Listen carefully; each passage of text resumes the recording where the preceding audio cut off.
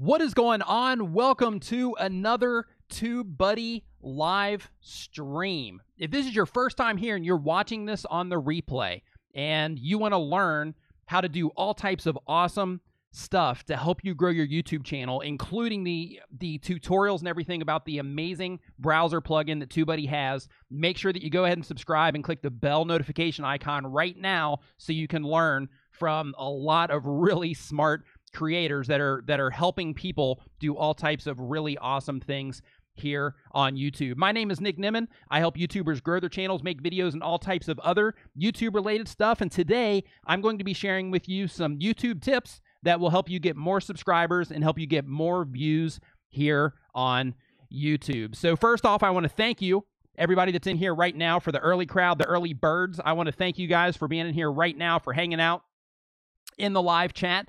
And I also want to thank Andrew and Phil and the whole team over at TubeBuddy for having me on the channel. Thank you guys. Andrew's in the chat right now. He's going to be moderating the stream today. So thank you, Andrew, for being in the stream and for your awesome moderation, my friend. So a few things I want to go over with you guys here as we get into this. Danielle, cutting the caboose. What is going on? Yeah, I know. I look a lot like the Nimminator. All right. So what we're going to be going over today, like I said, are some YouTube tips to help you get more subscribers and help you get more views on your videos, which, at the end of the day, let's be honest. I mean, that's what we want. We want subscribers. We want views. We want that recognition, that notoriety here on YouTube. We want people to see our content and enjoy it and all that stuff. So I'm going to give you some tips that are going to help you accomplish that goal. Now, the first thing that we have to think about when we think about our YouTube channels and getting our videos in front of people, the very first thing that we have to think about is, how do our videos actually get discovered, right? That's the really key thing that you really have to think about. How are people finding my videos? What is it that people are doing in order to actually find my content? Once you know this, then you can start basically optimizing everything it is that you're doing to actually get your videos in front of people. So on the platform itself, this does not include sharing, but on the platform itself, basically, you break this down to just a couple of things. It's real easy. Basically, a user comes in, and you know this from your own user behavior as well. A user comes in, they start on the home page. If they click on one of your videos, if they happen to see it on the homepage, if your videos are being suggested in the browse features, then they're going to click on your channel or your videos, and they're going to go to your channel from there. If they're on the homepage and they go and they search for something, then you want to actually come up on that results page, and then they're going to find your video from there, or they're going to end up clicking on another video. Now, if they come in on the homepage and they watch another video, and then maybe, depending on the type of content that they're watching and how often they watch your videos and things like that, then you might come up in the suggested, recommended, or end screen, and then they find your video that way. So basically, once you know that part of it, then you have to think about, okay, well, how do I put those things to work for me so that not only are people actually, like running into my content, but how do I actually make my content show up in front of people? That's what we're going to talk about. So the first thing that you absolutely have to keep in mind, and this is crucial, especially on a smaller channel, is SEO. Now, we all know this. This isn't anything new. This isn't groundbreaking information at this point just yet. This isn't groundbreaking information, but just for the people that are not as familiar with SEO, SEO in a nutshell is search engine optimization. Basically, with YouTube being nothing more than a humongous search engine that is basically serving videos to people so that people can, so people can consume more content, stay on their sites for a longer period of time, so they can serve more ads. That all leads back to YouTube being an SEO, or not an SEO, but YouTube being a search engine. So with YouTube being a search engine, that means that it's important that you're optimizing your descriptions, your titles, and your tags for search. Now, the real easy, bare bones way to do this, if you look down here in the green, is to add the target keyword phrase to all three of these. YouTube, This isn't something that I'm making up. This isn't something that is theory. YouTube actually suggests this at the very entry-level stuff that they offer. If you go through the YouTube Creator Academy, they tell you the same exact thing. You want to make sure that you're adding your target keyword phrase to your titles, your descriptions, and to your tags. And it's a bonus, of course, once you get more advanced in this stuff, that you start getting backlinks from authority sites and social media and things like that. But if your videos are not optimized for search, what you're doing is you're creating a disadvantage for yourself. You're creating a barrier between you and the results that you are trying to get. Now, another part of SEO that is extremely important that you make sure that you keep in mind, because the reason I'm saying this is a lot of people on my channel, they say, hey, Nick, I'm putting tags in. I'm putting the phrase in my description. I'm putting the phrase in my title, but my videos just are not coming up. Like, my videos are not coming up in search. So the reason for that is because they are trying to rank for things that they are not able to rank for yet based on the actual authority on their channel. And when that happens, again, because the research wasn't done first, a disadvantage is created. So it's really important that you do the research on your keyword phrases that you're trying to rank for. So what you want to do is you want to go into YouTube. You want to see the actual channels that are your competition, essentially. Basically, whatever term it is that you're trying to rank for, you want to go and you want to look at, just type it in. This is the phrase I'm trying to go for. This is what comes up. Who is my competition? Who is it that's coming up that I'm going to be trying to rank my videos against? Who is that? How many views do they have on their videos? How powerful is their channel? Are there any videos on this entire page in any of these results that have a low subscriber count or a lower count overall on their channel for their views and things like that, where they don't have enough, or they don't have a lot of authority? Are they using the exact phrase, or are they just getting put there from YouTube making the connection that that's what their video is actually about, right? So that's where the research part really comes in. And if you're not researching the titles and phrases that you're going for, then really you're not effectively doing SEO in your content. So that's extremely, extremely important. Now, once people find your videos through search, or they find your videos through that other path, which was through watching another video and you coming up on in the suggested features, the big question, and this is really what it all comes down to, the big question is, are people clicking on your thumbs and titles? And once they do, are they watching your videos?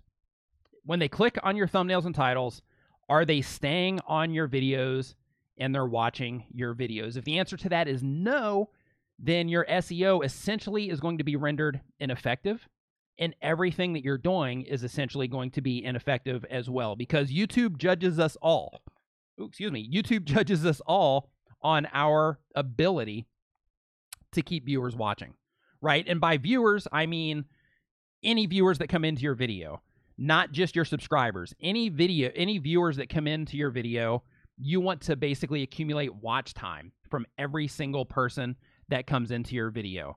And if you are not doing that, then when people are clicking on your thumbs or your titles and they're bailing, then you are quickly going to be demoted. So if you're winning if they're clicking on your thumb and title, and then you're accumulating watch time from that click, then you're winning, right? And then YouTube is more likely to promote you internally and things like that. If you are generating that watch time and you're actually taking them deeper into the platform, then your videos are more likely to get suggested and things like that. However, if the other answer to that is no, and people are not staying on your videos, then your video is going to get demoted in search. It's not going to get served up and suggested, and it's not going to get pushed out to the browse features and show up on people's home pages. So it's extremely important that you learn how to keep viewers watching once they land on your videos. So the very first thing in order to do that, in order to make that happen, is first, your video needs to capture attention. It needs to grab somebody's attention. When somebody lands on your video, you want to grab them by the face. and you want to be like, hey, you're watching this video. I mean, you're not really grabbing them by the face, but I mean, you know what I'm getting at here. But you want to grab them by the face, and you want to say, hey, you are watching my video. And you grab them by the face by your verbal hook, by doing highlights if you're a gamer, if you're a vlogger or something like that, where a verbal hook doesn't fit into the type of content that you make, or by using visual authority. And what I mean by visual authority is maybe the graphics that are on your screen, not an intro, but, you know, graphics that are suggesting the actual content that you have, the actual look of your content. You know, like when the video starts and they say, wow, this looks awesome, then they're at least going to give you that few seconds of additional consideration before they click off and they go and they watch something else. So once you have them in there, once you grab their attention and you keep them watching on your channel, once you have that in place, and real quick, before I go into this, I also want to say that there's a link down in the description for when we get into the Q&A portion of this. So make sure that any questions that you have about anything it is that I'm talking about anything that you have about, any questions you have about YouTube in general, make sure that you go ahead. There's a doc. A link to it is down in the description right now. Go ahead and start, you know, throwing your questions into there for the Q&A portion of what is going on here. So, and real quick, I actually want to hop in the chat really quick as well. And I just want to give some shout outs here real quick to Andrew Can, of course, Eileen Smith, Creative Queen, what is going on? Danielle from Cutting the Caboose, what is happening? Tube Attack, what is going on? Garage Movie Reviews, nice to see you in here, and everybody else as well. Doug Hewson, nice to see you in here too, my friend. Thank you for stopping by. I appreciate it. So, back onto the video thing. So basically, once you have grabbed their attention, then from that point on, it's really important that you start delivering the content that they clicked for as fast as humanly possible. So what a lot of us do is we'll have intros and things like that, and in some cases, the intros will actually hold people. In other cases, the intros will actually cause people to bail. So if you go into your analytics right now and you see a drop off, you know, of course, there's always that normal drop off that happens. But after that initial drop off, right when your intro starts, see what's happening there and see what happens right after your intro stops, right? And if your intro stops and then your drop levels off or it lessens, then that means that, well, it's probably a good idea that you go ahead and you remove your intro, or you change it, or you make something that's completely different, or maybe you don't do a full screen, maybe you do a little icon on the side or something like that. But basically the idea is you want to look at your analytics and you want to see what is working versus what is not working, because again, we're going back to keeping people watching, and the way that you keep people watching is by pulling them through your video, right? So basically you have your hook, you have your highlight, you have your visual authority, whatever it is that grabbed them at the beginning, and then you have where you actually start getting into the content. So if you are somebody that uses an intro, then you drop your intro real fast, and then after that, you start getting into your content. Now, one thing that I have found that increases subscriber rate, for those of you in here that are trying to get more subscribers, one of the things that I have found that increases subscriber rate is, and what I mean by subscriber rate is basically your view to subscriber ratio, the amount of people that are watching your videos versus the amount of people that are actually subscribing to your channel. One of the things that I've found that increases that is adding a call to action towards the front of your video, usually right after your intro or right after your video actually gets started, telling people the type of content it is that you have, and then asking them to subscribe to your channel. This is really powerful. And the reason that I believe it's so effective is because when your video first starts, if you look in your analytics, you know, as your video trails along, you know, your retention drops and drops and drops and drops over the course of the video. So at the very front of your video, not the very front, but, you know, shortly after your video starts, there's a lot more people watching than at the very end of your video, which is where most people are asking for subscribers. So because of that, it's extremely important that I call it front loading, that you front load your videos with a subscribe call to action. Now, when you do that, it can be verbal, it can be visual, you can do it with a graphic or something like that, but it's really important that you do that. And when you do that verbal call to action, it's also very important that you also include the bell notification. And the reason for that bell notification, the reason that is so important, especially nowadays, is you want people getting notified. You do not want to rely on YouTube, on the actual system of YouTube. You do not want to rely on that to let people know that you've uploaded a video, because it's not very effective at doing that. When you upload a video, your video doesn't just go out to all of the people that are subscribed to your channel.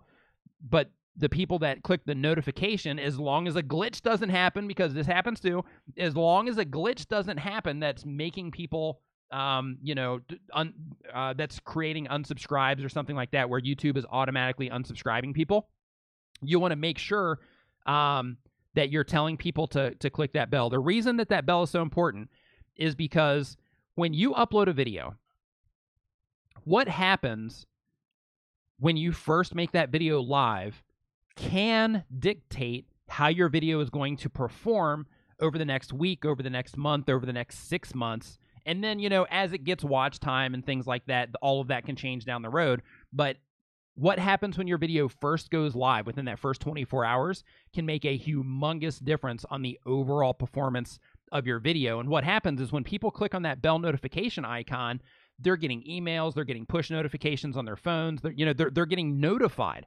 Hey, this creator that I'm interested in has just recently uploaded a video, so I'm going to go in and I'm going to check it out. What happens is, one, subscribers typically watch more of your video than non-subscribers. So what happens is you start generating all of that extra watch time from all of those new people that, or not new people, from all of those subscribers that come in and initially watch your videos. So you're getting all of those views, you're getting all of that watch time, and all of that extra engagement as far as people adding you to playlists, people sharing your stuff, and things like that. So that bell notification icon is super important. So make sure that if you do it with a graphic, if you do it verbally, however it is that you have to do it, that you tell people to subscribe to your channel and you tell them to click on the bell notification icon. It's extremely important. Now, Sparring DK, I see that you said that your question is submitted. That is cool. Beanie Draws, what's up? So, once you get through that portion of it, or once you have that graphic that pops up on your screen, it's really good that you basically try to analyze your video in like 30-second to 1-minute blocks. 30 seconds is preferred. So basically what it is you want to just sit there and watch your video for that 30 seconds and say, okay, is there any parts in this 30 seconds that, maybe I'm stalling? Maybe I'm using a lot of fill words. Maybe something is just going on and it's not really keeping the video moving. So what you want to do is you want to analyze that 30 seconds and say, okay, can I tighten this up in any way, shape, or form to help pull people through my video? If the answer is yes, make those changes. If the answer is no, then move on to the next 30 seconds and keep breaking your video down. Do it minute by minute if it's a really long video. Do it 30 seconds at a time if it's a shorter video. But you basically just want to break your video down into sections, right, as you're going through, and make sure that everything is as tight as humanly possible as far as attention is concerned. The actual edits that you're making are not as important as the actual attention and the, I just realized I didn't drop this on here. There we go. It's not as important as the actual attention or the actual process of pulling people through your content. So from there, once you start fine-tuning the actual structure of your video and where you're pulling people through your content, it's also important to use teasers or open loops to keep pulling people through your content as well. If you're a gamer, this is a little bit more difficult unless you say something along the lines of, okay, well, in this particular part right here, I'm showing you this, but I'm going to be showing you something really awesome right here in just a few minutes, right? Or something along those lines, depending on the type of content that you make. But you want to create these teasers, you want to create these open loops so that it gives people incentive, it gives them a reason to keep watching your content, and then this can also help you get a little bit more watch time out of every single person that watches your video. And you can feel free to add as many of those as you can possibly add to keep the ball rolling. So depending on how creative you are with coming up with this stuff, Dane Bryan, I see your question is submitted. I'll get to that here in a second.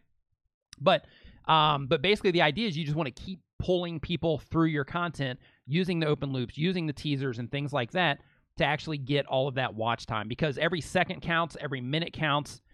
when it comes to YouTube. If you get a lot of watch time on your videos and people are staying on your videos for a decent amount of time, YouTube is going to internally promote your content more.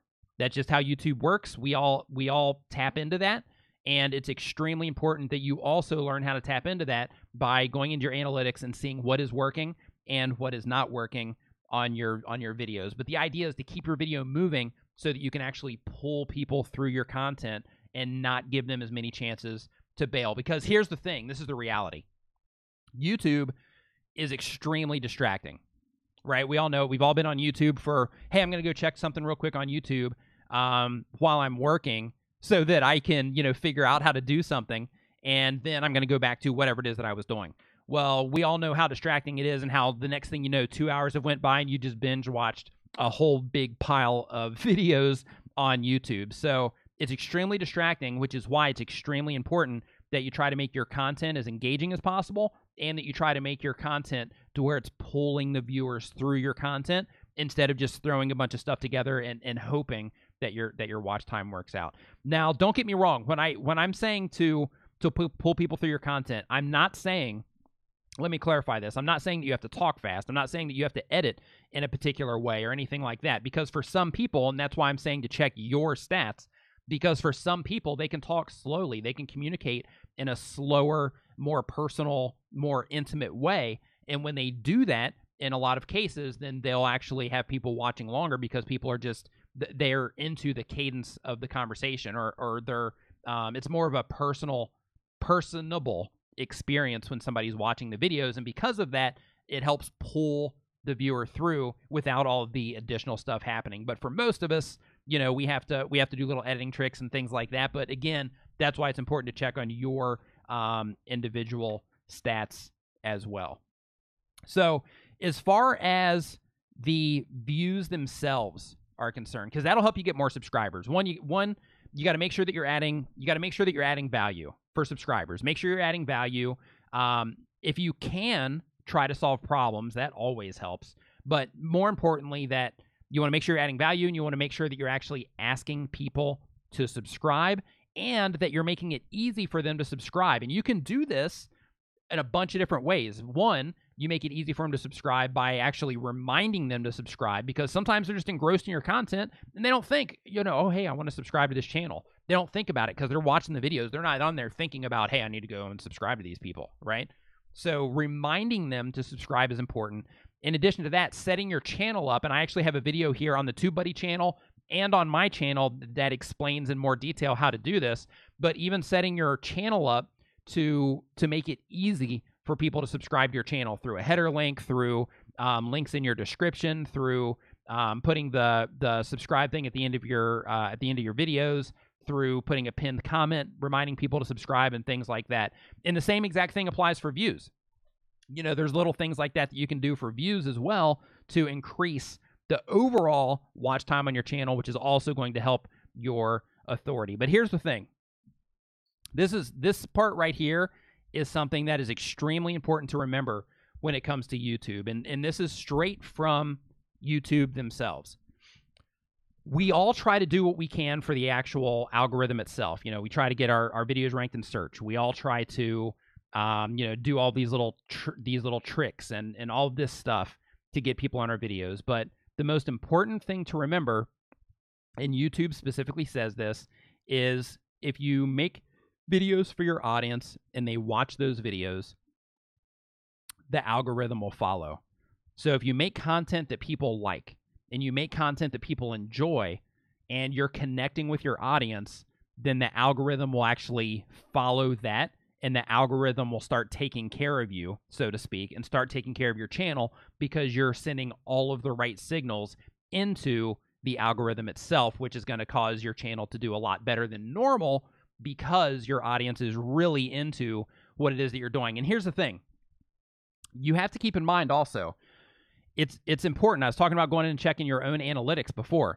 It's really important that you do that on a regular basis, because a lot of times we'll get comments and people will be like, oh man, this video was awesome. This was a great video. Thank you so much for making this video. It's awesome. I learned so much, whatever. But then you go in and you have a ton of comments that say that, but then you go in and you look at your analytics on that video, and it's like, wow, you know what, this video actually sucked in comparison to my other videos, but I'm getting all this positive feedback on it, right? I can tell you right now on my channel, I have a lot of people when I first upload a video that will come in and they'll leave comments on my videos before they even watch the video, if they even watch the video at all. And the reason that I know that is because when a video goes live, a video, there's a certain number of minutes in the video, and it would be impossible for them to have watched that video and then left a comment, right? So not everything that people say in the comments is true as far as how much they're liking your content. So that's why it's extremely important to make sure that you get really familiar and really comfortable with what's going on in your analytics.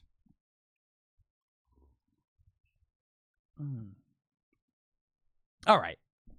So I'm going to go into the portion now of the Q&A.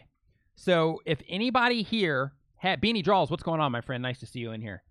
So if anybody in here has any questions regarding YouTube, go ahead and drop them in the Google Doc right now, and then we're going to get into the Q&A portion of this show. And it looks like we've got a nice stack of them in here, which is pretty awesome. So let me get into the individual here. Okay. So the Monster's Life, this is a great question. The Monster's Life asks, how long do I have to optimize a video after uploading it before it starts ranking? I read when you change things, it puts you at the bottom of the ranking. That's not true. You want to optimize your video before you actually upload your video. And the reason for that is as soon as it goes live, you want it to be, you want it to be ready. This is why researching the actual, everything that you're going to do for your SEO, that's why researching the phrases that you're going for and things like that is extremely important, is that it needs to be optimized as soon as it goes live.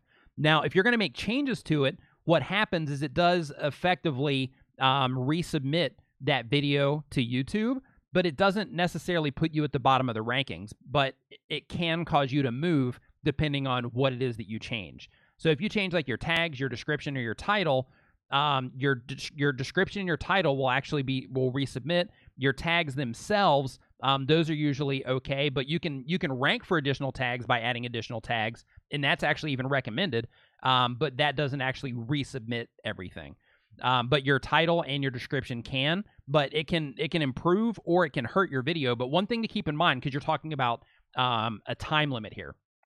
So one thing to keep in mind is that sometimes when a video goes live, it might rank okay, and then it kind of falls out because of the phrase that you're going for is dominated by videos with more authority, more watch time, essentially is what that is. So the search term that you are going for is dominated by other videos with a lot more authority than yours. But what can happen is 6 months down the road, 8 months down the road, out of nowhere, your video, after it's accumulated more watch time or more authority, then your video can actually raise up in the search rankings, raise up and start getting suggested more and things like that. And you can have videos just completely take off, 6 months, 8 months down the road. So what you want to do is when you're thinking about optimizing your videos, you want to say, okay, is this video on the rise or is it on the decline? If it's on the rise and you're getting, a steady amount of views on it and things like that, then it's okay to just kind of leave it alone. But if it's going down, that's when it's a good idea to go in and start changing things. But I would give it at least a month before you actually go in there and you start messing with everything. And again, if it's going steady or it's climbing, just leave it alone and see if it picks up. Give it a little bit more time, see if it picks up. But if it's declining, that's when you want to go in and you want to start making some changes. See if you can find some better terms to rank that video for. Okay, let's see here. And real quick, I just want to say, hey, what's going on? Right now, we've got 74 people in the stream. If you haven't yet, make sure you give this video a thumbs up. If you haven't yet, also make sure that you share it out on Twitter as well, so that we can get some more creators in here to make this more of a party, because we're all about live streams. For me, Casper, Zaggy DK, what is going on? Live streams for me are all about the party aspect of getting a lot of people in here, a lot of people, communicating with each other in the chat and things like that. So So make sure that you share this out on Facebook, Twitter, even go on Reddit if you want, and just share this video all over the place. Okay, let's see here.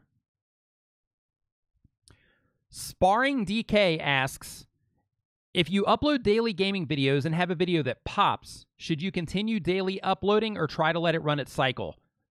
You should definitely continue uploading, but what you want to do is you want to piggyback off of whatever video that pops.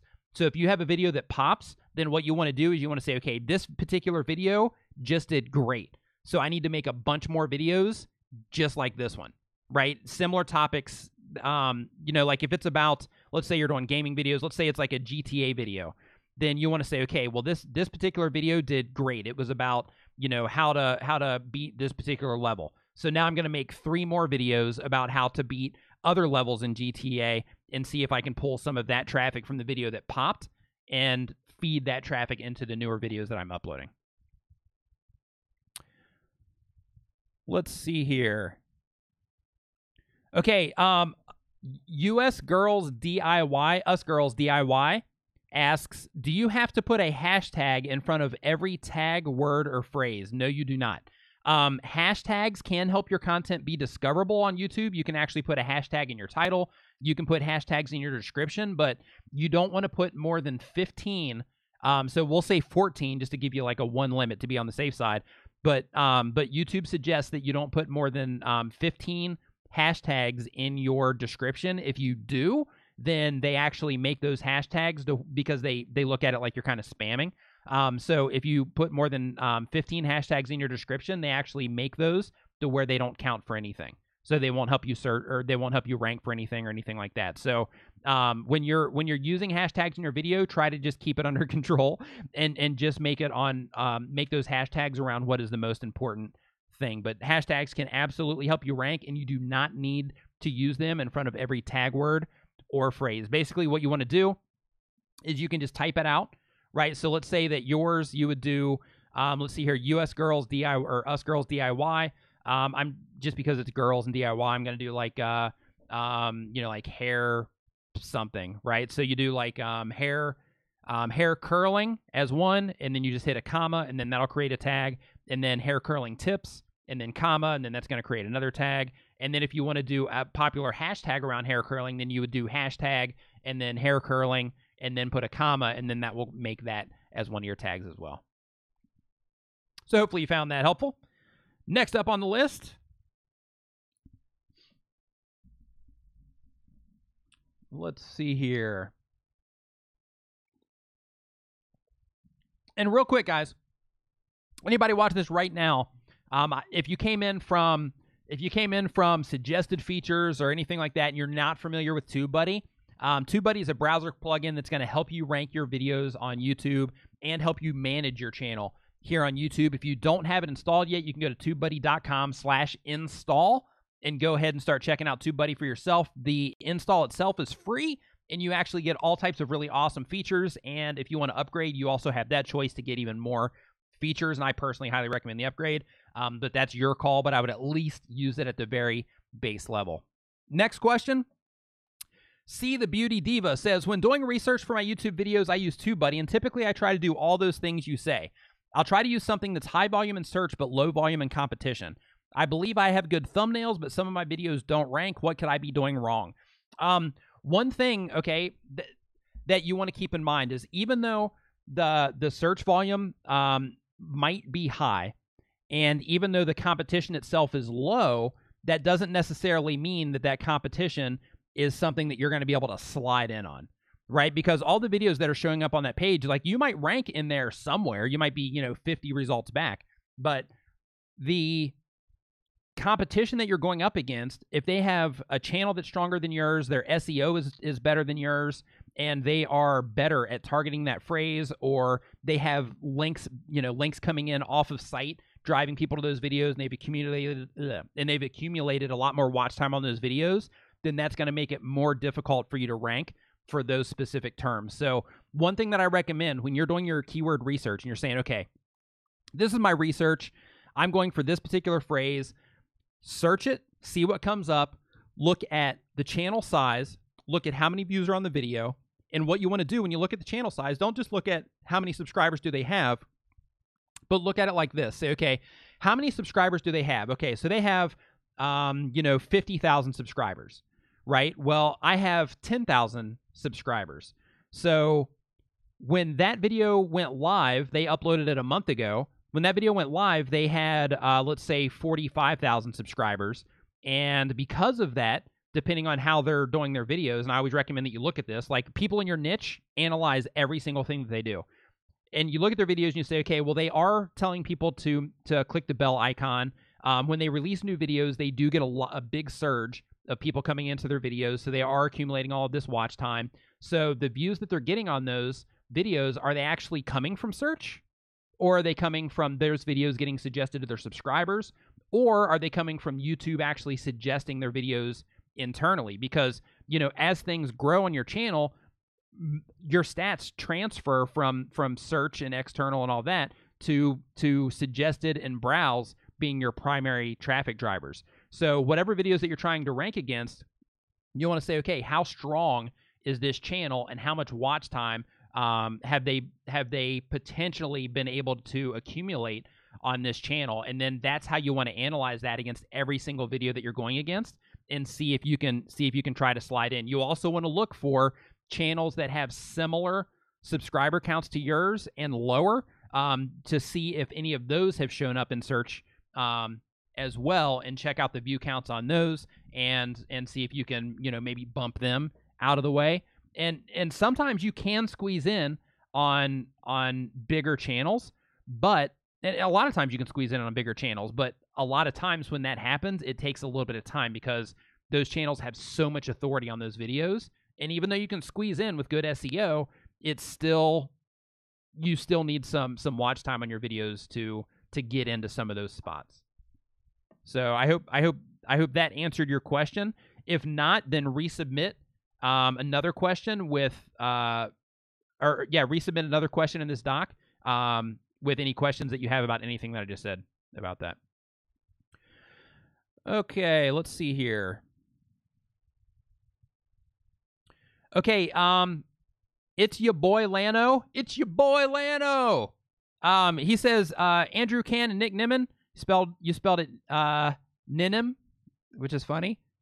What's the difference between my ranked keywords and overall YouTube ranked keywords? How do I know if my ranked tags are global when people search? You'll know by going into your analytics and seeing your traffic sources, going into your search and seeing if people are coming in for those terms that you're ranking for. You can also ask friends. You can put out a call to your circle and say, hey, could you go and search for this term and send me a screenshot of what comes up. Ask people, if you're in school, ask people at school. If you're at work, ask people at work, hey, search for this term real quick and send me a screenshot of what comes up. Because here's the thing.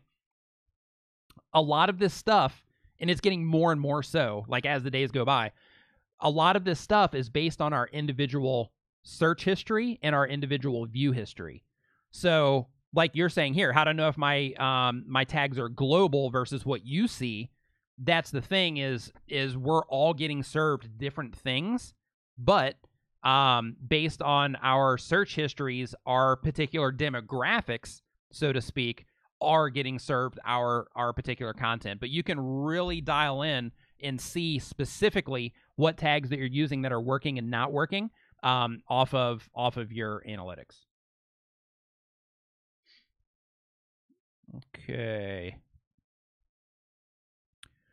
Let's see here. Instrumental motion. Great question. Okay, instrumental motion asks, for longer videos, any tips for adding in calls to action that don't subtract from the video? I do concert videos, and putting a random subscribe here and there is a huge put off for viewers in the middle of a video. A small motion graphic that just briefly pops up or something with a question mark.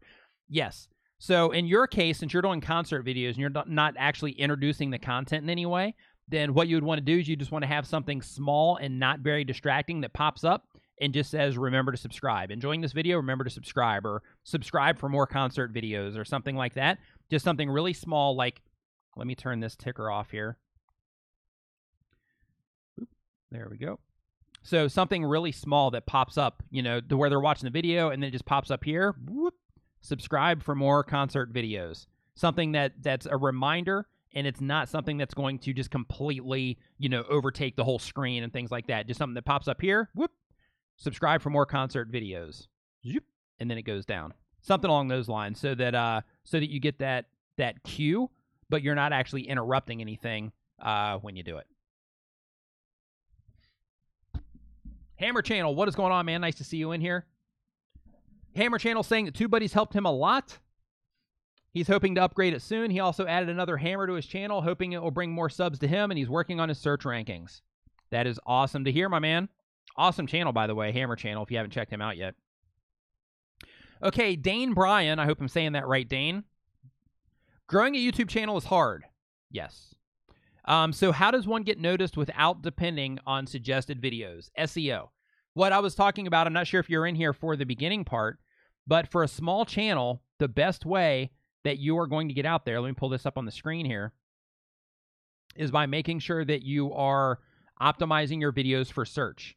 That's how you're going to get discovered as a small channel. Now, on occasion, it happens that small channels will make a thumbnail, or they'll make a title that is good, or they'll end up making something that attaches to a video that's taking off or something like that, and that will pull them up.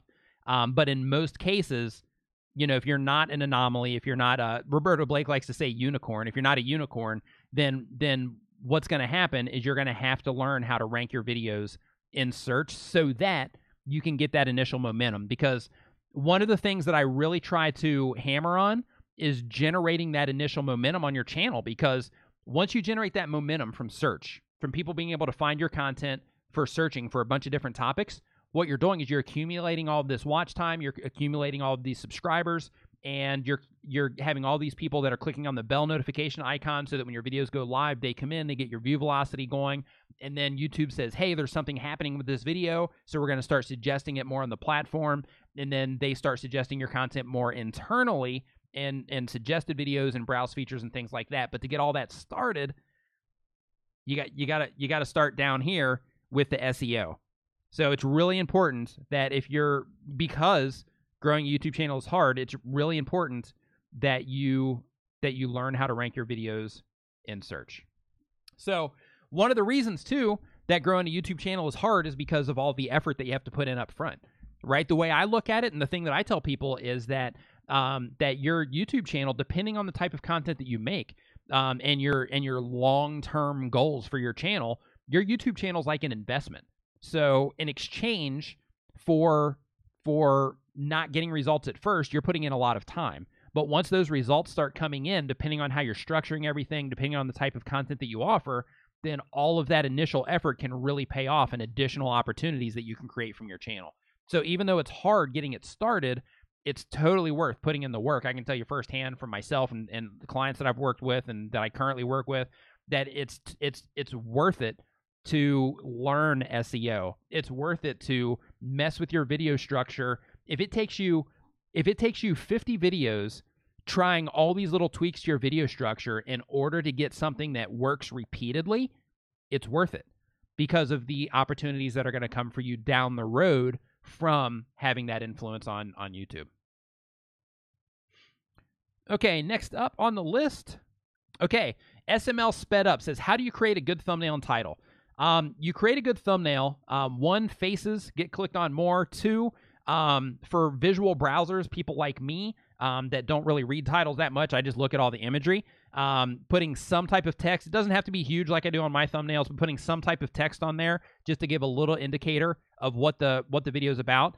And here's the thing: if you have a background in like photography, I'm talking like a real background where you've been trained and professionally trained in photography or videography, and you have an eye for imagery, right? In that case, to where you can tell a visual story with one image. In that case, text isn't as important. But if you're like everybody else, myself included, it's a good idea to put at least a little bit of text on there to give some type of indication of what your video is about, if it's not crystal clear what it is you're talking about. But basically, for a good thumbnail, you want to put a face in it if you can. You also want to add just a little bit of text to it. You want to use high contrast. You want to use a lot of saturation if you can. You also want to use, as a part of a good thumbnail is also dialing in your branding across all of your thumbnails, so that when your channel and a listing of your videos shows up on a homepage, it demands a viewer to stop because of the pattern that's going across the page. And basically just making it something that you would also want to click on. Like, what happens a lot is people will just throw a bunch of stuff in a thumbnail because they see other channels like, hey, they have a bunch of stuff in their thumbnail, so I'm going to throw a bunch of stuff in a thumbnail. But you have to think it through. Like, it's the thumbnail is the most important, and I'm guessing this is why you asked this question, but the thumbnail and the title are the most important aspects of your video initially, because you can have the best video on earth, but if nobody's actually clicking your video, nobody's going to know that you have the best video on earth. So the way that you get them to click on your video is by having a good thumbnail, by having a good title. So with the title, what you want to do, it's best practices to leave any episode numbers and things like that either completely off or put them at the end of your title. But you want to make your title also something that people want to click on. So what you want to do is you want to make titles that will show up in search, but also titles that when they do show up in suggested, that people are intrigued by that title, or they are curious because of the title or something like that, and they want to click on your title when they see it over in suggested videos too, because the more that happens, the more your video is going to get suggested, and so on. The same thing applies to your thumbnails. But you want to make sure that your thumbnails, back on the creating a good thumbnail thing, you want to make sure that they're sharp. The actual image itself, you want to make sure it's sharp. You want to make sure that it's high contrast. You want to use colors, and you want to put some text on there, and really pay attention to your imagery. Seriously, if it takes you an hour to put together a really good thumbnail, it's worth it. If it takes you an hour and a half to put together a really good thumbnail, and you're saying, hey, is this gonna get clicks? It's really important that you spend that time and you do it. And by doing that, you'll figure out what works. And also with TubeBuddy, I mean, we're on the TubeBuddy channel right now. TubeBuddy also has an A/B testing feature in their software, in their browser plugin. So what you can do is you can compare thumbnails against each other. I'm going through this with a client right now, to where basically we are comparing thumbnails, because he's had thumbnails that have been going for a while that we're like, okay, yeah, these are good thumbnails. But what we're doing now is we're fine tuning. So it's like, hey, these were good thumbnails, and yeah, views are coming in, clicks are going in, but can we amplify this? So what we're doing now is we're going through the process of changing all of his thumbnails, and we're comparing them all against each other using TubeBuddy's A/B feature, so that we can, the A/B testing feature, so that we can see what the audience is responding to instead of just what we think is good. Because what the audience is responding to is what is most important. And using those same features, I was able to narrow down a bunch of images on my channel, down to just a few images that I use over and over and over again, because they generate more clicks than anything else. What's up, Foulfish? Foulfish in the house. MMA Super Fights, what is going on? MMA Super Fight says, how to get a verified tick mark for your channel. In order to do that, you have to have 100,000 subscribers now. It used to be to where you could get one through an MCN or something like that, but nowadays you have to have 100,000 subscribers on your channel. iStalker, question from iStalker. What is going on, man? Okay. Hey, Nick, my question is about thumbnails. I know that by using the same fonts, colors, and showing your face is helping the viewer to identify your content much easier. However, by doing Photoshop tutorials, it's harder to follow this guideline. I need to show my viewers what the video is about, and sometimes a photo is more powerful than text. Am I right? What would you suggest in this case? Absolutely. You are correct. Here's the thing. You are very good, because I know you, and I look at your Instagram, I look at your YouTube channel, I see what you post, around. So because of that, you're very good at your imagery. But I would still put just a little bit of text on your thumbnails for the sake of, just a few words, just to summarize what it is that it's about for visual browsers. Like in your case, man, because you're obviously a visual-based person. You're doing Photoshop stuff. You're a photographer. You're doing video stuff. So think of that yourself also. Think about, okay, when you search, what is it that grabs your attention? What is it that helps you identify what's going on in videos? For me personally, if I see an image that makes total sense, then that does it for me. But if But if it has a little bit of text on there that just kind of reinforces what it is that's going on in the image, that I also find that very helpful as a visual browser. So another thing too is Andrew Can says that he found on his short films and even his analysis series, it helps him do really well. Adding text helps him do really well.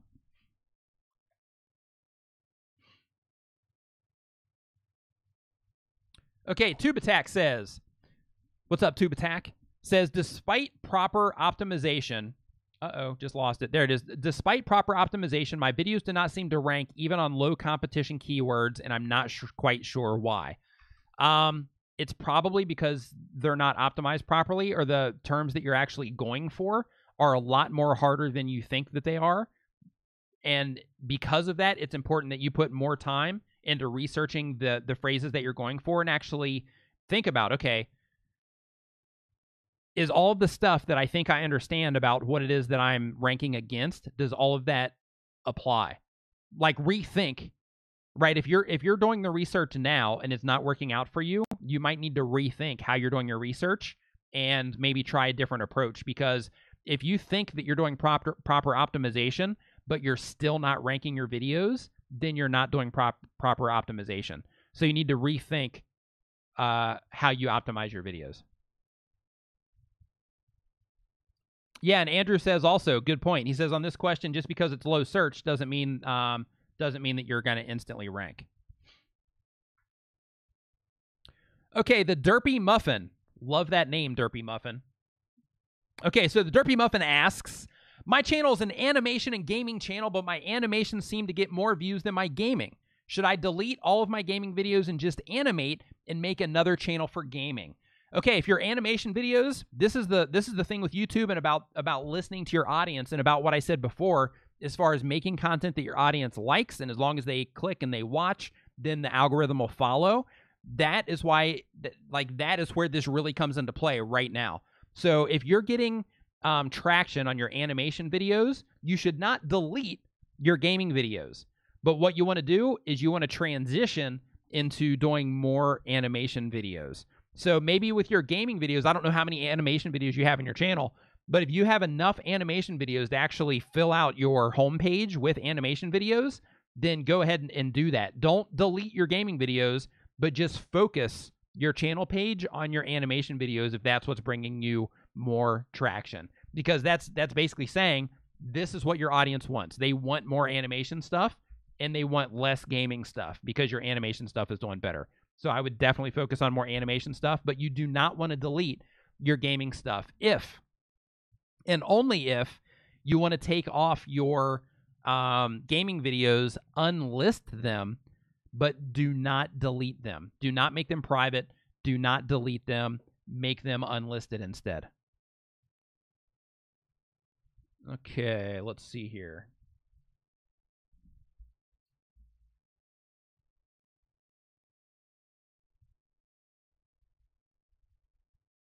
All right. So next up on the list. Okay, Matt Made asks, how to optimize to show up in suggested videos. Does it depend mostly on tags? It can be your tags and it can be your title and basically the topic of your video.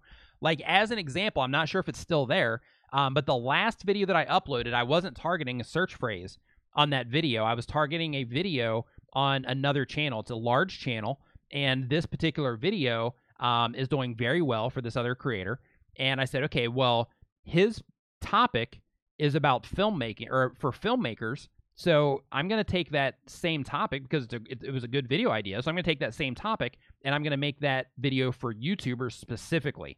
So what happened, and I don't know if it's still there or not, but what happened is because the titles were so close, and basically his is targeting filmmakers, mine is targeting YouTube creators, I ended up in one of the top spots for his suggested videos, and it helped drive a lot of views to that video initially, and it's still driving. I don't know if it's from that one at this point in time, but that video is still getting a decent amount of traffic, and I'm guessing it's because of his videos still.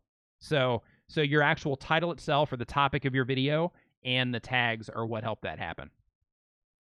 And keep in mind, too, if you're trying to show up in suggested videos of a trending video, then making something in your thumbnail that's relevant to what they have in their thumbnail as well, so people can make that mental connection, that can also be very helpful.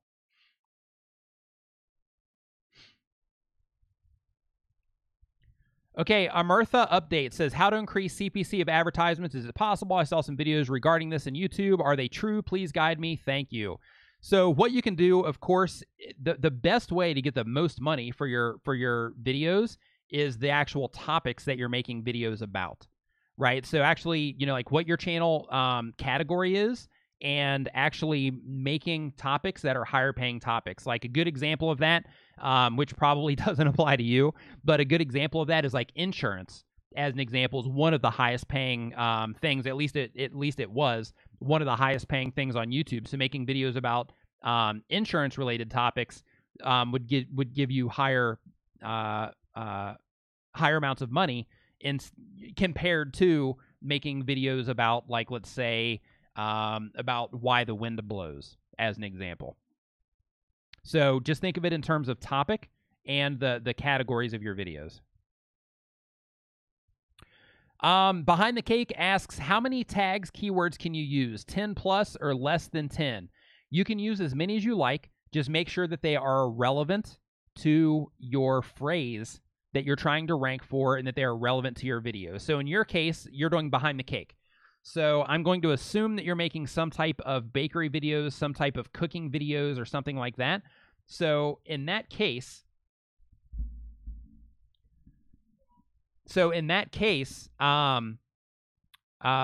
if you have 20 tags that are relevant to making a cake, specifically the phrase that you're trying to go for, then you can use more than 10. If you are making that same video, but you can only find 5 tags that are relevant to making a cake, then just use 5 tags. The whole thing is you want to make it relevant. You don't want to fill up your tag box just for the sake of filling up your tag box. You want to fill up your tag box for things that are relevant to your video, because YouTube's default search option is search by relevancy. So you want to make everything, your title, your description, your tags, all of it relevant to the actual phrase itself that you're trying to rank for. Let's see here. Dennis Tyson Plain Air. At what point in the process do you do the research? While it's uploading, or do you keep it private, do the research, and then make it public? I'm still learning the tactical side. That's an excellent question. So, Dennis, what I always recommend is that you do your research before you even make your video. And the reason for that is you don't want to make a bunch of videos first that people aren't really looking for. But if you get a list together and you sit down and you batch it out, you say, okay, the next 10 videos I'm going to make are going to be, I'm going to sit down, I'm going to figure out the next 10 videos I'm going to make. So what I'm going to do is I'm going to go in and I'm going to research. These are the basic ideas for the topics that I'm going to go after. Now what I'm going to do is I'm going to research and see how people are actually looking for these topics. So in order to do that, of course, you would go into the YouTube autocomplete. You would go into the Google autocomplete. You would use TubeBuddy to do this also. And you would also, once you get your phrases together, you would go on to Google Trends, and then you would go and you would actually search for that actual phrase, and you would try different word combinations to see which words people search for more than others. As an example, like if you go to YouTube Trends right now and you search for TubeBuddy as the word together, more people are searching for it that way than they are searching for it separately, right? So because of that, I know that when I put videos together about TubeBuddy, that I need to make TubeBuddy as one word instead of making TubeBuddy 2 separate words. Now, 2 separate words can still show up in search for sure, but the way that people are physically typing it into their keyboard, more people are searching for it as TubeBuddy as one word than they are as TubeBuddy for 2 separate words. Okay, next up on the list. And real quick, if you have not given this video a thumbs up yet, go ahead and do that now. If you have not shared this out to Twitter yet, go ahead and do that now as well. I would appreciate it. And if you have any questions, we've still got a nice handful of them to go through here, but if you have any questions, make sure that you're dropping them in that doc. And also, my name is Nick Nimmin. In case you are new onto the stream here, I help YouTubers grow their channels, make videos, and all types of other YouTube-related stuff. Links to me and my channel and a new channel that I'm working on and my social media and all that good stuff is down in the description below if you want to look more into me and learn more from me as well. And if you haven't subscribed to the TubeBuddy channel yet, go ahead and do so now. And if you haven't installed the TubeBuddy browser plugin yet, make sure you go to TubeBuddy.com/install and get it right now, because it can be a game changer for your channel. I know it was for mine. Okay, Beanie Draws. Great question coming in here from Beanie Draws. Just randomly wondering, when I check my channel on other computers, especially iPads, whenever I type Beanie Draws, I actually see the full sponsored Jurassic World movie suggested in among my videos, like it's part of my playlist. Is that just because I use that tag so often in all of my videos? Yes. Also, if that's the case, do we generate any revenue from people paying to watch those movies because they're suggested in our playlist? No. You don't get revenue from other videos. You get revenue specifically from your own content itself. Let's see here. Naturally Zo. Real quick, I'm gonna hop into the chat real quick, just to see what's going on in the chat, because I haven't been in the chat much during this, and part of my thing for live streams personally is I like to interact in the chat. So what's going on, Dale? Nice to see you in here, buddy. Beanie Draws. Kim here. Yes, I do. It helps my videos show up as suggested alongside my own videos. Let's see. I would love to see her. See her. Camille Miller seems to have asked a question. Can I use my name like a tag? Absolutely, you can. Like in your case, Camille Miller, you would use Camille Miller as 2 different words, and you would use Camille Miller as 1 word, and you would put both of those, You'd put both of those as your tags.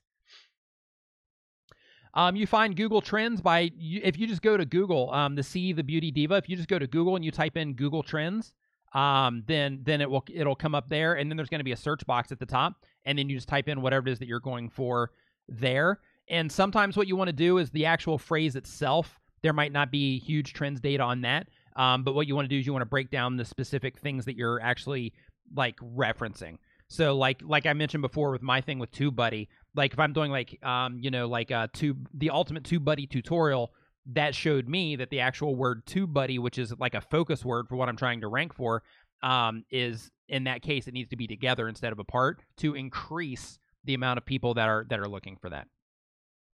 Ron's Trains and Things. What's going on, my friend? Nice to see you in here. Instrumental Motion, thank you. I appreciate it. Kill Creations, what is going on? Nice to see you in here, buddy. Always nice to see a fellow Stormtrooper in the house. When I hear my channel name on a live stream, I feel special. Thank you for the butterflies in my stomach. Instrumental Motion says, hey, my pleasure. I'm glad you enjoyed it.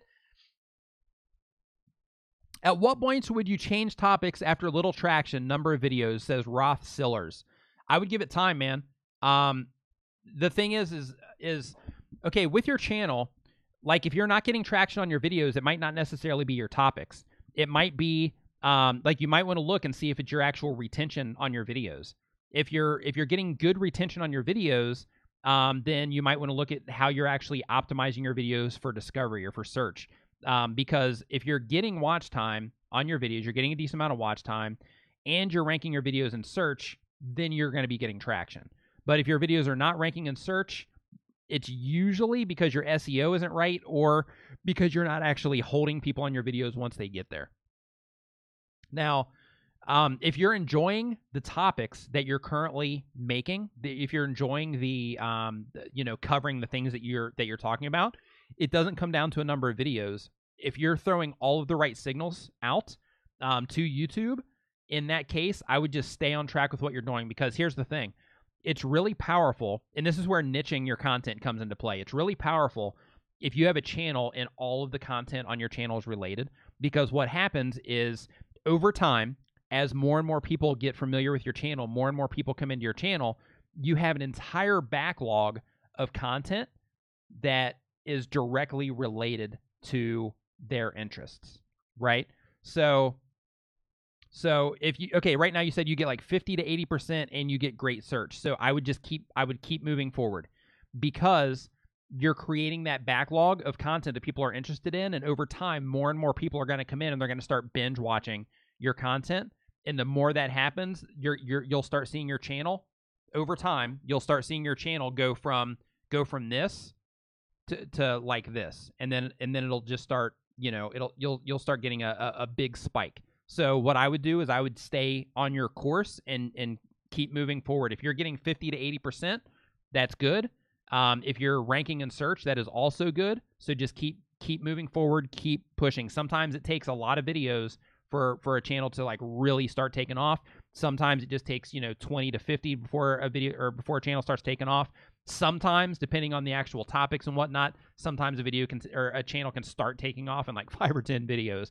But for most of us, for most of the content that we make, it's going to take a decent video library. So I would definitely keep pushing forward, because if you're getting 50 to 80% and you're ranking your videos in search, then you're sending out all the right signals right now. So it might just be a time thing, as far as like, hey, you just haven't gathered enough watch time yet for YouTube to really start pushing you out.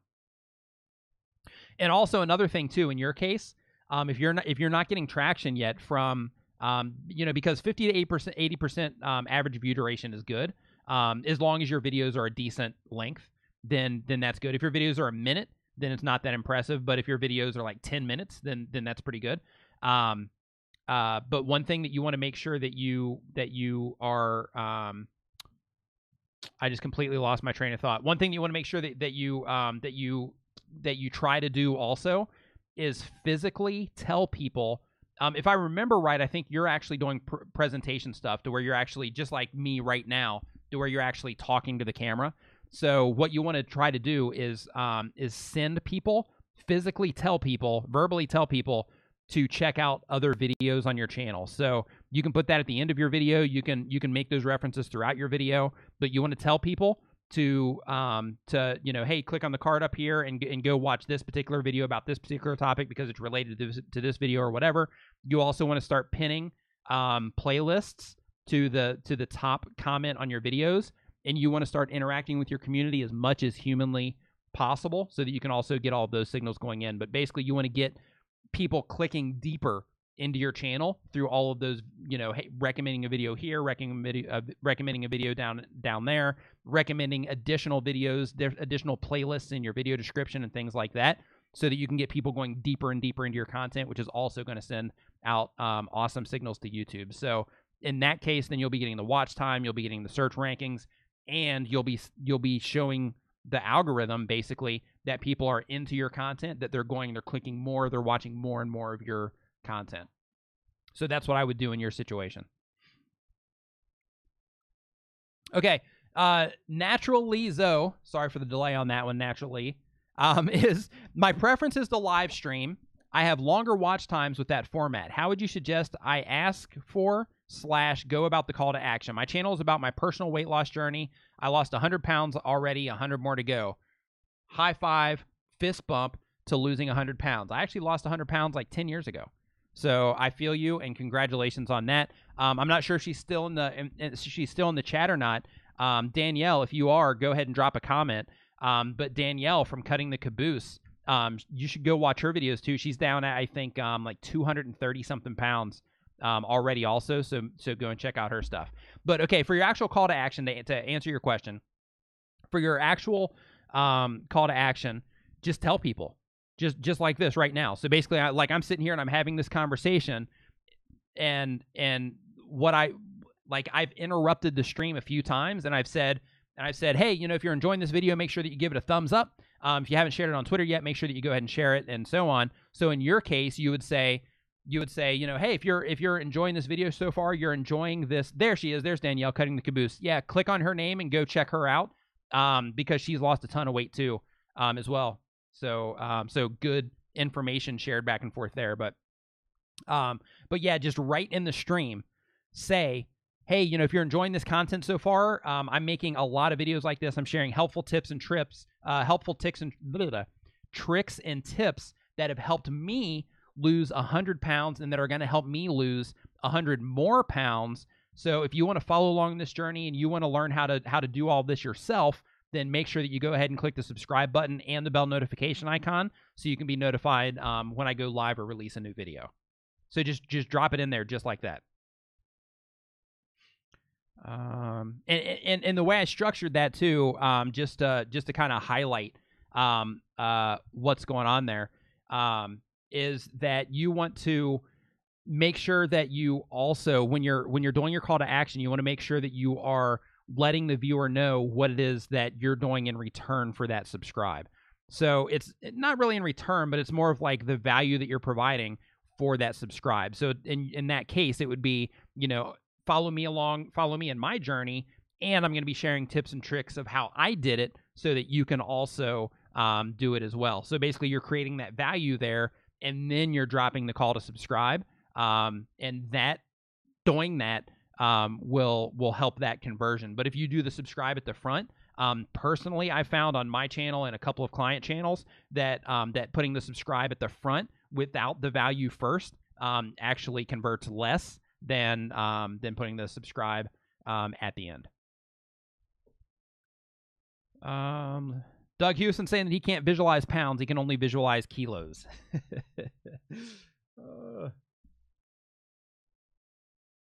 Andrew Can says he used to be 300 pounds, so he'll check out your channel for sure. Look at that, man. We got a lot of weight loss happening in this thing. We got Andrew, who used to be 300 pounds. We've got Danielle, who's lost 200-something pounds. I've lost 100. I've gained back, in all honesty here, it's been like a decade, but I've gained back like another like 30. So I've actually just started going back to the gym and stuff recently so that I can, try to shave off some of this stuff. But I feel you. Portal Coabana, what is going on? Okay, so Nathan Sample says, as a gaming channel, I find it impossible to rank well in tags whenever all the games I try to play are dominated by larger channels. Do you have any tips? Absolutely. Go as long tail as possible within reason. What I mean by that is if you're having trouble ranking for, and I like to use GTA 5 as a reference because that's a game that I play. So what you want to do is you want to say, okay, well, instead of trying to rank for GTA 5, I'm going to rank for, I want to search and see the longer phrases that people are going for, and I'm going to try to rank for those. That's really the best chance that you have, because trying to rank for shorter phrases against really strong channels, you're going to have a really hard time getting your shoe in the door there. Mancat Gaming says, I have more views and likes than some videos in the search, but they still outrank me. Why is this? They outrank you probably because of the actual channel authority, and just because you have more views doesn't necessarily mean that you have more watch time. And the likes are pretty much irrelevant, but the actual views themselves, they might have more watch time than you have on your videos, and they could just be a stronger channel in general, and they could be getting clicked more. So basically, that's one thing, and again, this falls back onto Stormtrooper. If you're subscribed to Nick, say Stormtrooper. Nice. Yeah, I like that. Yeah, and if you're not subscribed yet, make sure that you head over to my channel and subscribe. Link in the description. To my new channel, too. That's also in the description. But yeah, one thing that you have to keep in mind, too, with search is that the amount of times that people are clicking on your thumbnails and titles also dictates where you're going to show up in search. So if the other channels are getting more clicks than you, which right now, if you're getting more views, then that shows that most likely, as long as those views are coming from that particular term, then in that case, that shows that maybe they're clicking on you more. But if they're getting clicked on more and people are watching their videos for longer periods of time than they're watching your videos, then that can be why you're getting outranked. All right, a lot of Stormtroopers in the house. That's what I like to see.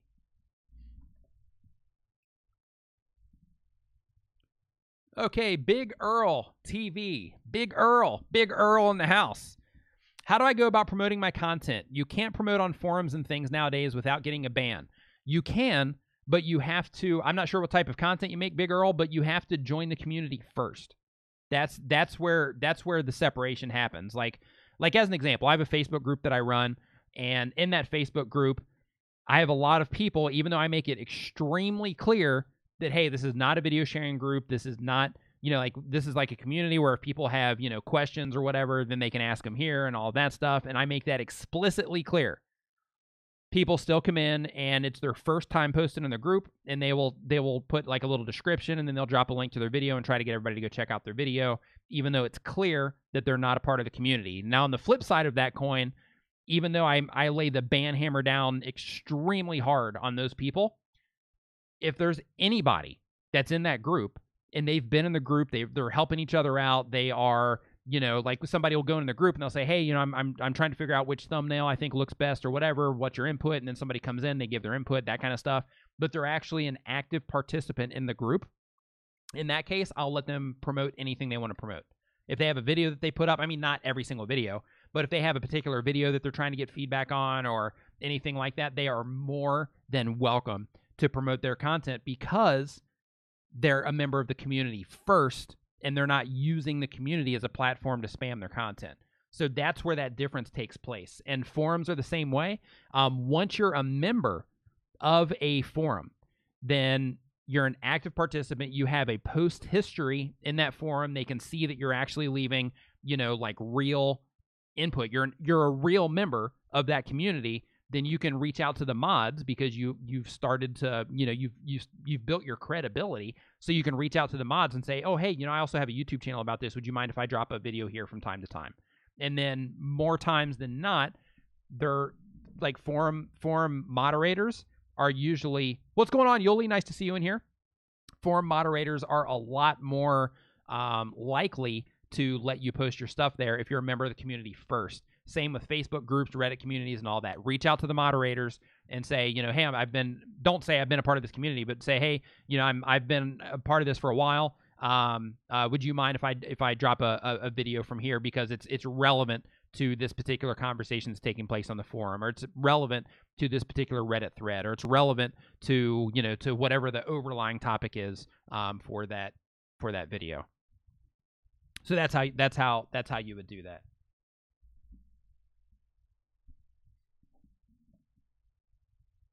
Okay, so Danielle Cutting Caboose says, in addition to working with Nick, the other big change I made for my channel is community engagement. Huge gains.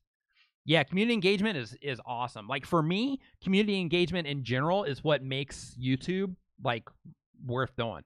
Like it's tough getting the channels going, but once you get it going and you have that community, even if it's small, once you have that community around your channel, it just makes it so much fun, and it just makes it a lot more interesting because you feel like you're not alone in the YouTube world anymore. You know, because you have some people, hey, you know, I've got a few people that like my content now, you know, and then you start getting that guilt, like, you know, well, hey, I got to make sure I make this video really good because if I don't, then I have all these people that are counting on this good content. So then, you know, that helps drive you to deliver even more value as well, which is awesome. I love it. Playroom asks, for a Portuguese YouTuber, what advice do you think are important? We don't speak the dominant language. I don't understand your question. I'm guessing that's because of the language.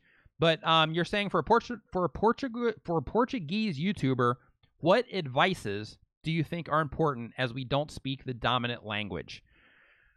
One thing is I would make sure that you are making your videos in a language that you are fluent in. If you're fluent in English and it sounds like you're fluent in English, then make your videos in English. But if you have a difficult time with the English language, then in that case, I would wait until you're a little bit more fluent to target the English-speaking market, because you'll most likely have a greater success faster if you are targeting the Portuguese market instead of the English-speaking market. I'm not sure if that's what your question was related to, but that's the best interpretation that I got from what you said there. Okay. Real quick in the chat, let me know. Just do @TubeBuddy if you have TubeBuddy installed on your browser right now. I'm just curious to see for everybody in the chat right now, because I think we've got let's see here, 90 people in the chat. Do @ and then TubeBuddy in the chat right now if you currently have TubeBuddy installed on your browser right now. Instrumental Motions got it. I have it, but I can't put mine. The Browser Journal, Living Our Own Story has it. Kim here has it. iStalker has it. Andrew has it. Beanie Draws has it. Miss K, the Beauty Diva, has it. Camperski has it. Yuli has it. Leather Rock has it. Game Buster has it. Game Busters UK, inappropriate. K-pop mom, Kill Creations, free version. It's okay. It's okay. It's still helpful. The Bruno Polo has it. Phillips is Cool has it. Ron's Trains and Things. Behind the... What is that there? I just lost it. Behind the Cake has it. Party Busta. Triumphantly KJ has it. Nerf Sporting. Honeycup Waters. Portal. Kobana. Toodle Tan.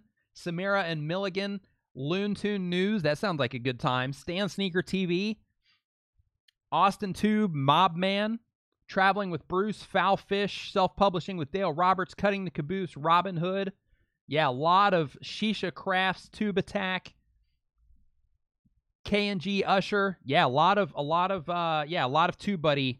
A lot of TubeBuddy users here. So if you are not using TubeBuddy, make sure that you go ahead and go to TubeBuddy.com/install right now and install TubeBuddy, because you can see right there with all those ads, all the people in here using TubeBuddy and how effective it is. Okay, Lee Moss asks, hello, I'm close to 100 subs now, and for the past few weeks, I've planned a special video to release when I do hit it. I've been stuck at 91 subs for weeks now, and I'm constantly churning out consistent, well-thought-out videos, and I'm also trying to think more carefully about things like the tags that I use. I've not seen growth at all. Please help. Thanks in advance. Okay. If you're close to 100 subs, this is what I'm getting from this question. You're close to 100 subs, you've been stuck at 91, and you're constantly churning out content. Okay, if you're constantly churning out content and you're not generating subscribers, then you need to look at the content that you're constantly churning out. Because if you're not converting viewers into subscribers, you need to sit down, and even though, you know, we all like to think that our content is awesome, you need to sit down and objectively look at your content. Objectively look at your content and say, is this as good as I think that it is? What is it that is making people not subscribe to my content? Do I have calls to action on my videos that are reminding people to subscribe to my content? Look in your analytics. Are people watching my content for an extended period of time? If they are, then that means that you have a really good chance of being able to convert those viewers to subscribers. If they are not, then that means that you're kind of cutting yourself off, and that you need to, or you're cutting you're cutting that possibility down of people subscribing to your channel, and you need to really start objectively looking at how you can structure your videos in a way to pull people through your content, to keep people watching your videos longer, so that you can get them more interested into what it is that you're doing, and you can convert those viewers into subscribers. So I would start with your analytics, go into your audience retention reports for your videos, and see what's actually going on.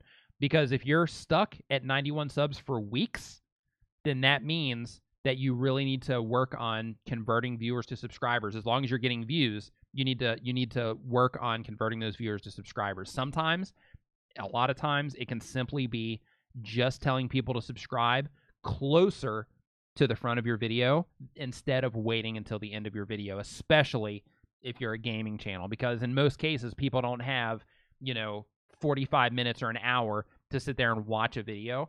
That's why it's so important in situations like that to make sure that you're front-loading your videos with your calls to action. Mr. Swaggy GT says, what is a easy and good editor or thumbnail maker? Do tags in different languages make it better? You can, if you're trying to reach additional audiences, you can translate your content. YouTube even recommends that you translate your content into different languages, that you translate your descriptions, your titles, and your tags all into different languages. So you can do that, and YouTube even recommends it. An easy and good editor or thumbnail maker is canva.com. Go to canva.com. They have some built-in templates. You can do it on, that's canva.com. You can also use Pixel Labs on your phone. They also have some templates that you can use and some starting canvas sizes and things like that. You can also use GIMP if you want, but that's not really easy. But if you want to go the easy route, then go with canva.com. But here's the thing. You need to spend time in your thumbnails making sure that the thumbnails are good enough to get people clicking on the thumbnails so that you can basically get and maintain search rankings, and so you can get people watching your videos. But you have to make sure that your thumbnails are good. Even though they're easy to make, that's fine. They can be easy to make, but you have to make sure that you're using the right imagery and everything to speak to your target audience, and that they're designed in a way that is going to draw someone's attention.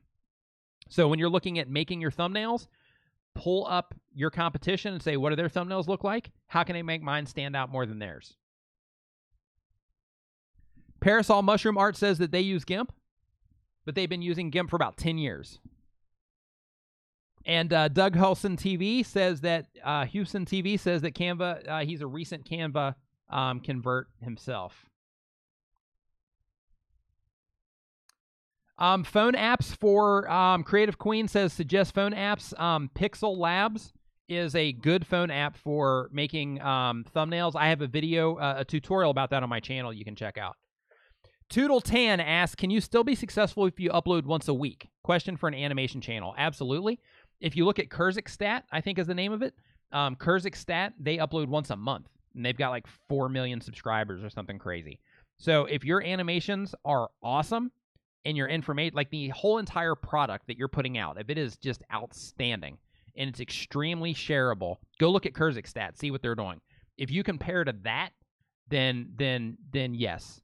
If your animations are not good, or they're okay, or you still have a lot of work that you need to do, then in that case, you might want to try to upload more. But staying consistent with that 1 a week upload, you can definitely get your foot in the door. You can definitely grow your channel that way. There's tons of channels that grow with once a week uploads, but you're just increasing your odds if you can upload more than just once a week.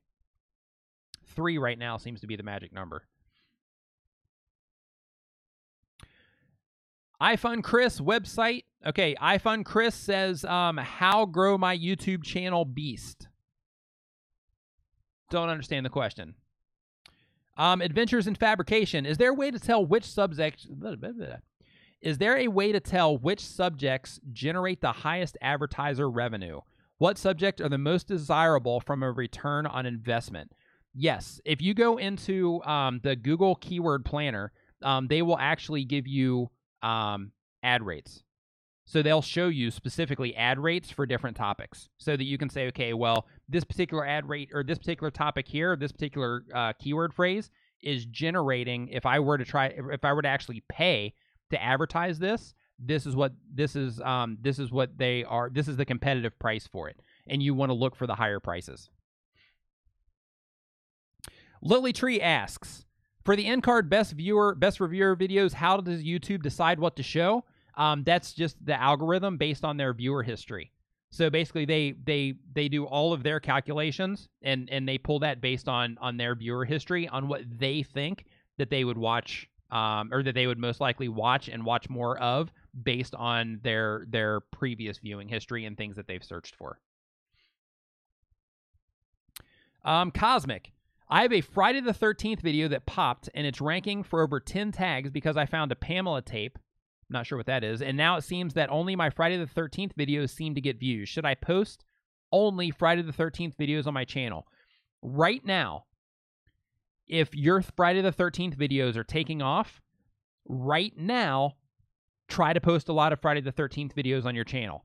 The reason for that is, clearly, the people that are coming into your channel right now are interested in the Friday the 13th videos. So them coming to your channel page, because most subscribes happen from the actual channel page, so them watching your Friday the 13th video and then clicking on your name and then seeing a channel page with, at the very top of that channel page, I would also take your Friday the 13th videos and put them in a playlist at the very top of your channel page, and they see, hey, he's got a bunch of Friday the 13th videos, then you're more likely to generate subscribers from that, and you're more likely to generate more watch time from them watching more of your content because you have games that are specific to what's pulling in the most people to your channel right now. Now, as you Cosmic, that is your question indeed. So as your channel evolves, then you can keep an eye on how that's going, and if your momentum starts to drop on that, then feel free to open up to more games. But right now, if you had one that popped, I'm not sure what your interpretation of popped is, but if you have one video that's doing extremely well, then what you want to do is you want to take that video topic and you want to make more videos that are similar to that, because that will connect with the audience that's currently watching your content. Okay, let's see here. Parasol Mushroom Art says, how can I improve my channel without being an annoying spammer? 925. Okay, I got you there, Andrew. Okay, so So after this one, I'm going to go ahead and wrap this up. So Parasol Mushroom Art says, how can I promote my channel without being an annoying spammer? I can't narrate my videos right now, so putting a ton of extra captions in my videos looks tacky and messy. So what you want to do in that case is, if you're promoting your video without being an annoying spammer, then being a part of the community first, like I was mentioning earlier, is extremely important. In addition to that, if you're not narrating your videos, what you might want to do instead of putting a bunch of extra captions in your videos is use the captioning feature inside of YouTube and make captions for your videos there, but just make a tag towards the beginning of your video, a little thing there that says that, you know, that tells them turn on captions for this video.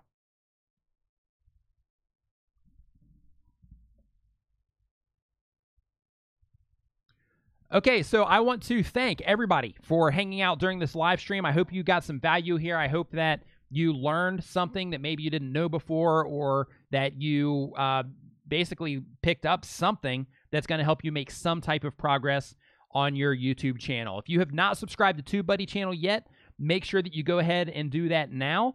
And if you have not checked me out yet, make sure that you check out the links in the description below so you can check out my YouTube channel, and because I help YouTubers grow their channels, make videos, and all types of other YouTube-related stuff. And you can check out my other social media outlets as well. So I want to thank everybody that was hanging out in the live stream here today.